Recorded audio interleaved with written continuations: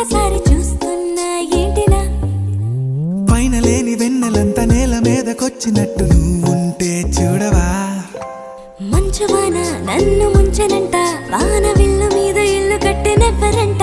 ఈ లోకమంతా నిన్ను చూసినంట ఏ దిష్టి నిన్ను తాకకుండా ఇంటిలోన దాచుకుంటా రంగు రంగు తారలన్నీ తొంగి తొంగి ఒక్కసారి చూస్తున్నా ఏంటిలా ఆ పైన లేని వెన్నెల